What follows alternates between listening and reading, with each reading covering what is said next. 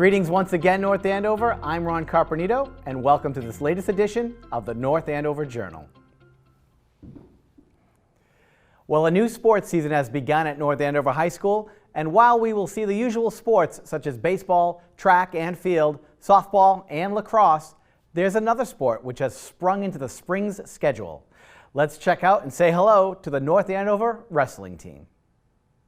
The North Andover Scarlet Knights have sprung into their spring sports schedule, and they are certainly springing ahead. At this point, half of the 10 teams are still undefeated, with the baseball, boys and girls track and field, girls lacrosse, and boys tennis teams all victorious.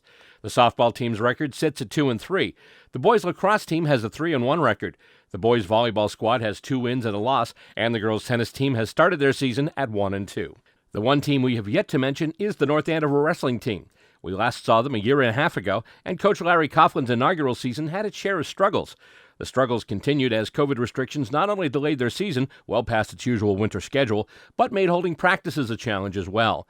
They finally kicked off their season in May, and after back-to-back road losses to Tingsboro and Methuen, they came back to the Crozer Gymnasium for their home opener against Lawrence. 2 forfeits gave the Knights an early 12-0 lead. Then quick wins by fall from Anthony McCann and Carson Milovanovic bumped up the score to 24-0.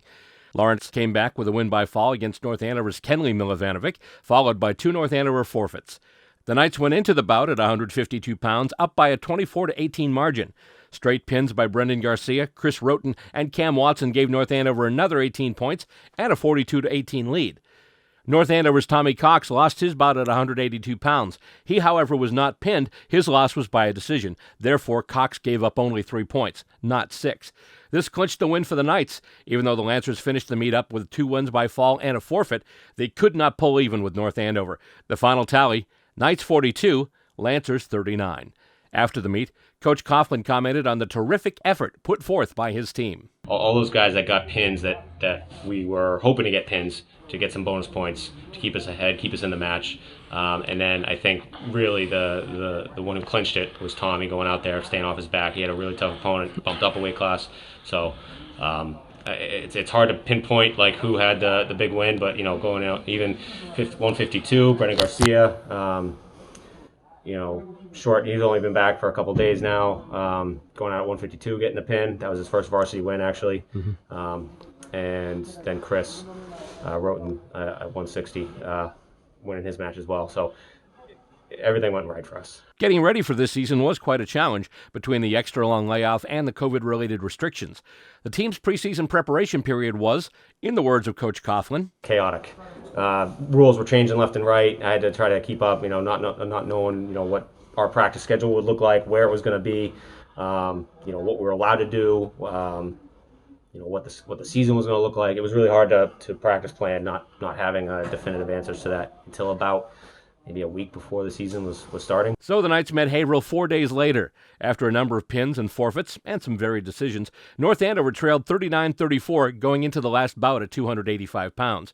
Wrestler Gabe Spanks went into the last match knowing that only a win by fall would get the 6 points necessary for the North Andover win. He went out and got it, and the Knights got their second straight victory with a score of 40-39. So the Knights are now 2-2, and Coach Coughlin is looking forward to a much better result in his second season as head coach. And remember to keep up with the Scarlet Knights throughout the spring season with North Andover Cam, as we'll be bringing you coverage of the various games, meets, and matches, as well as these continued updates here on the Journal. Now it's time once again for our Back to Business segment, where we will profile the challenges faced by our local North Andover businesses and how they are shifting and adapting towards success as we return to a more normal business climate. This time we sit down with North Andover Consignment, Bridal, and Prom as we head into what should be a very exciting prom and wedding season this spring and summer.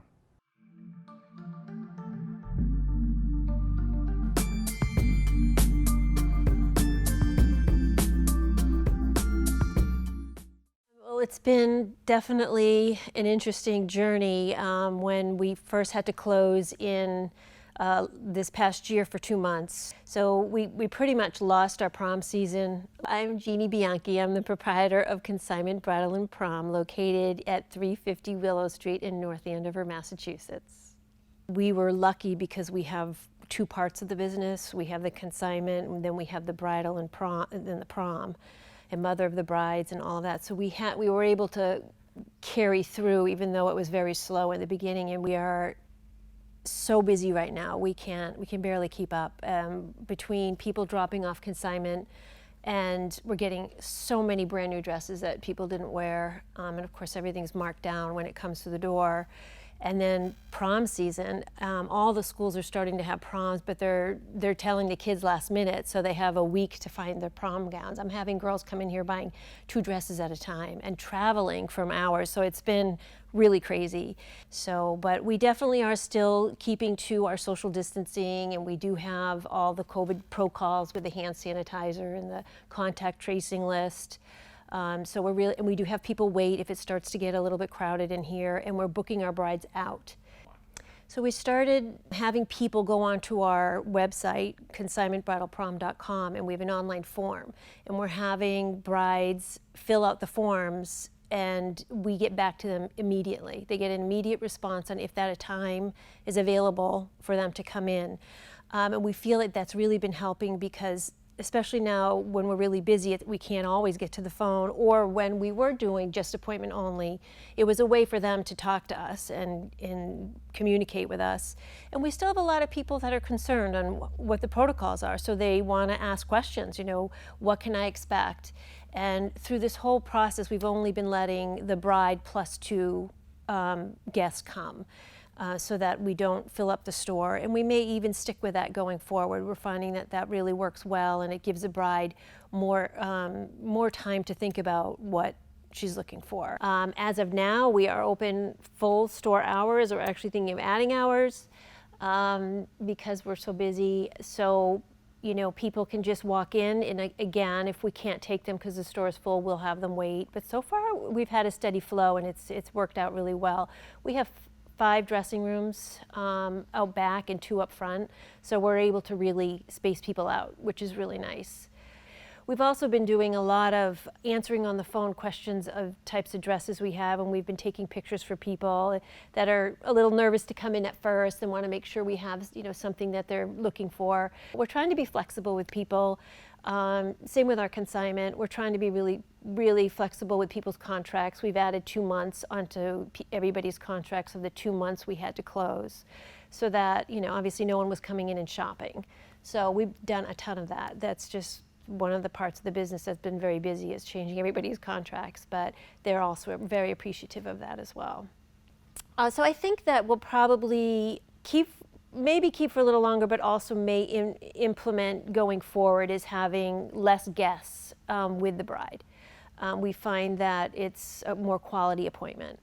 So that's something we're thinking about continuing on with, versus having brides come with full bridal parties. As well as we may still give them the notes to put on the dresses, so that we're not following them around, or if we have 2 brides at the same time, we know which dress belongs to which bride, so we're not constantly asking them, is this one for you? You know, it just makes it more clear and easier for the salespeople to figure out which bags to put in which dressing room and so forth. So we kind of like that, and we're still going to continue on with brides making appointments. They can call as well, but we're still going to have them fill out the online forms, because they get an immediate response, and it's been great, because they it's in our calendar, it's in their calendar, and we just move forward from there. We're just happy to be here and be going forward, and it looks like there's, you know, light at the end of the tunnel for everybody. So.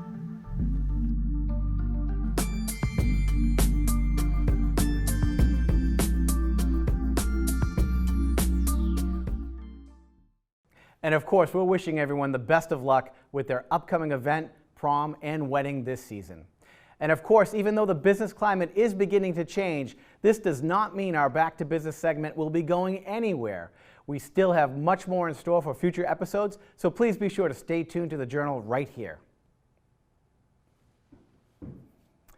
Well, now that the Merrimack College semester has ended for the year, we're sad to announce that this will be one of our last MCTV updates until the fall.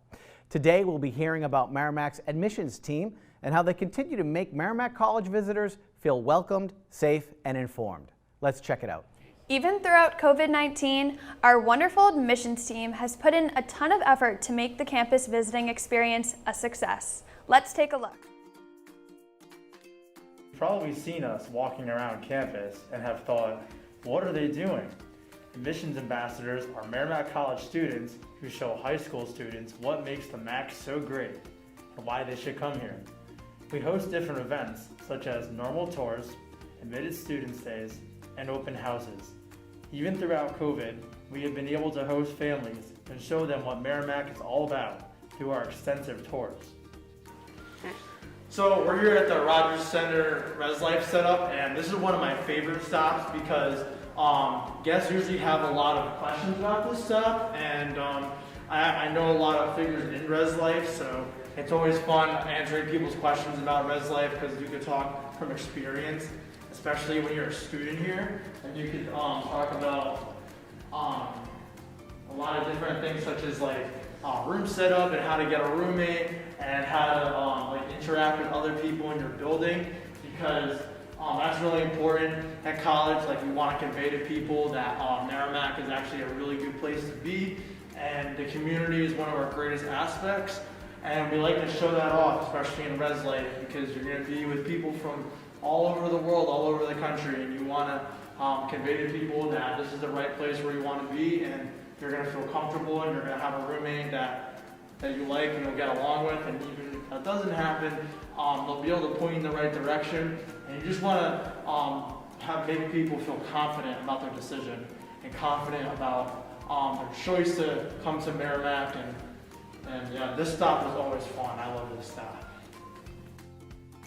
If becoming a part of our team is something that interests you, be sure to look out for information on that next year. We are proud of what the MAC has to offer, and we love to show it off. And be sure to tune in next week for the final MCTV segment. And if you want to see additional updates from Merrimack College, head right over to YouTube and search for their channel, MCTV News. Well, the Stevens Coolidge Place has been taking spring by storm. After their slight closing to general admissions for renovations, they are officially reopened for their annual Spring Bloom Fest, where more than 165,000 tulips and other bulbs were planted, filling 9 display gardens with the exuberant colors of spring. Although the event was sold out to the public almost immediately, have no fear, North Andover CAM is bringing you some updated info from trustee Kate BIBEAU regarding how you can explore the gardens and these beautiful exhibits moving forward in a virtual way. Hi, my name is Kate BIBEAU. I'm the engagement manager here at Stevens Coolidge House and Gardens, and I'm so thrilled to say that we are back open after over a year of extensive expansion of the gardens, conservation work, all these good things to make the place more accessible, inviting, and opportunities for exploration. So we are now back open to the public, and we can't wait to see you. Our annual Spring Bulb Festival, Spring Bloom Fest, is sold out currently until it ends this Sunday, but after that we'll open up to general admission starting May 17th, and of course the flowers aren't going anywhere, so we hope you'll join us. You can purchase your advance tickets online at the trustees website, thetrustees.org, and that'll just help ensure that you can visit on the day and time that you'd most like. Walk-on admission is welcome as well. As always, trustees members will enjoy free admission to our property. If you're not a member yet, we'd love to talk to you about how to support the trustees and the land conservation efforts. And then admission would be $10 for adults or $5 for children. You can grab a pass at our local library for free admission if you'd like, or we'll host a handful of free community days throughout the year, so varying surrounding towns can enjoy free admission to the grounds. Come get a sneak peek and hopefully encourage a repeat visit as each season brings something new to the grounds and gardens, and we'd love to see you again. We want to thank everyone for their support of the gardens. It's been so great to have you back on site, and I hope that you enjoy this virtual tour of the expanded new Stevens Coolidge House and Gardens.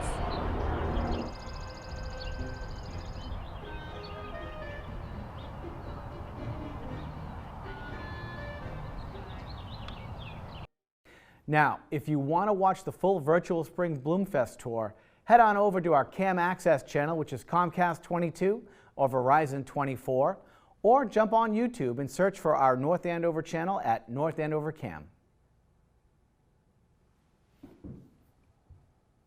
Groundwork Lawrence has partnered up with local restaurants right here in North Andover and the YMCA to offer healthy meals free of charge to anyone in need.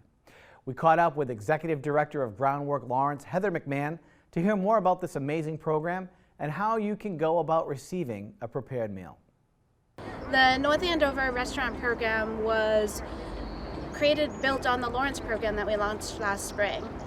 When everything was shutting down, restaurants had to shut down, we began talking about two big needs: food security for families and the fact that our restaurants were struggling and folks are out of work. So we launched the restaurant program here in Lawrence with 8 restaurants, and that enabled them to open back up, really kick off a takeout business, and help families that were struggling. And so what was really a 2.5-week program became 10 weeks, and we saw huge results and got 15,000 meals out to folks. And based off that success, in the fall we brought it back. We're actually just finishing up week 5 in North Andover. We're doing over 500 meals a week, and they're going quickly. So we've got a total of funding for a couple more weeks, but we're also beginning to fundraise so we can extend it, because we know while numbers are getting better for COVID, families could still use that extra support. The partners have been key to getting the restaurant program up and going in North Andover. Even though we've been doing it in Lawrence, and even Haverhill launched a small program, it's really based on the community needs and getting the right folks. So obviously the town's been a key partner, the North Andover YMCA, but the North Andover Merchants Association as well has done outreach. Rep. Christina Minacucci was a key partner of trying to, of explaining the value of the program and really pushing to make sure it got to the town. And then we've had a great volunteer, Chrissy Lippman, who has stepped up and helped manage it. And we've got 3 restaurants participating in North Andover. We've got Shadi's, Good Day Cafe, and Jade. And the feedback for the meals has been great. Good afternoon. My name is Greg Lindsay. I'm the owner of the Good Day Cafe in North Andover. I think it's a great program for the people that are able to get some much needed food, and it's good for us to bring in a little bit of revenue. So it's really a good, really good partnership. Oh hey, I am Kenny Fu. I'm from J North Andover restaurant. For this program, we did this is my 3rd week right now. Hopefully, we can continue to do that. SHADI ASMAR, Shadi's restaurant in North Andover. It's been going great. It's nice to be helping the community while at the same time the community is helping the local restaurants in North Andover. So it's a win-win for everyone. If you're interested in getting meals, they're at the North Andover YMCA Monday through Friday from 3:30 to 4:30. You just got to drop in. If you can get there closer to 3:30, that's great, because we run out almost every day. We've had such great results with the North Andover restaurant program that we'd love to extend it past the 8 weeks that the town's been able to provide funding for. Your $10 will buy a meal, and think about a family of 4 or 5, so $40 or $50 can make sure a family gets a great healthy meal and helps them through one more day. You can donate online at Groundwork Lawrence's website on the donate page and pick the North Andover restaurant program is where you want your funding to go. And hopefully we can extend this longer to keep supporting our great restaurants and helping families. Thanks. Now, if you would like your own prepared meal, swing by the YMCA any weekday from 3:30 to 4:30 p.m. And if you're interested in donating to this program, go to the link listed below. Well, a ribbon cutting ceremony was recently held for a brand new med spa opening in North Andover, Fresh Pearl Med Spa. Let's check out the highlights from this event, as well as some words from the owner, and look at their new space.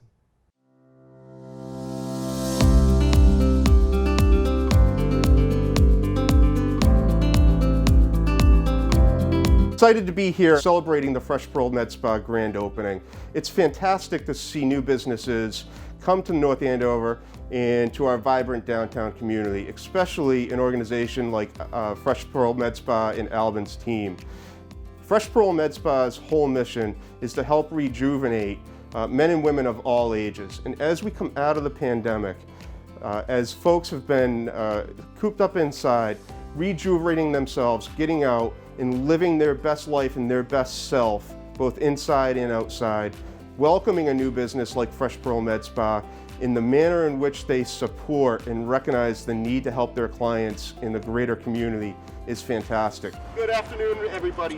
My name's Andy FIRMIN, the president of the North Andover Merchants Association. What a joyous day to be here at Fresh Pearl Med Spa and with owner Alvin. And I want to congratulate Alvin and Fresh Pearl Med Spa on another grand opening right here in North Andover. It's so great to see another business open. You're going to be having employees, you're going to be putting people to work, and having a great service for the people in North Andover, the Merrimack Valley, and beyond to come. So I just want to say congratulations, and on behalf of the Merrimack Valley Chamber of Commerce, we'd like to present you with this plaque as well. Thank you so much. So I want to present you with a citation from the House of Representatives, and be it hereby known to all that the Massachusetts House of Representatives offers its sincerest congratulations to Fresh Pearl Med Spa in recognition of your grand opening here in North Andover, and the entire membership extends its very best wishes and expresses the hope for future good fortune and continued success.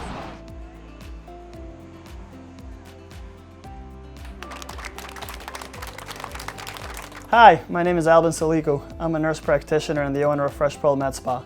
This past year has been challenging for all of us, but I think now we can finally start to see the light at the end of the tunnel. I'm excited to bring an innovative med spa to the heart of North Andover. Fresh Pearl Med Spa was designed for people for all ages who want to invest in and take care of themselves. We're very passionate about it. Our goal is to help reinvent the med spa experience, making our services more accessible to more people and delivering them in flexible ways like our concierge service where we'll come to you. Having worked in many roles in healthcare and in fitness, helping others increase their confidence and sense of well-being has long been my life's mission. No matter the role, my focus has always been on educating and empowering others to take the right steps, both preventative and restorative, to improve their health and confidence and ultimately live better lives. That's what Fresh Pearl is all about. I'm excited to start this journey and serve this wonderful community. Now, do you have an idea for a great segment? Have a North Andover news story to share? Maybe you know of an upcoming fundraiser or public awareness program. Well, don't keep it to yourself. Please let us know so we can consider it for our show by just emailing us at thejournal@northandovercam.org. Thanks again for tuning in, and be sure to keep an eye out for future episodes. And of course, from all of us here at The Journal and North Andover Cam, I'm your hometown host, Ron CARPENITO, and thank you for watching.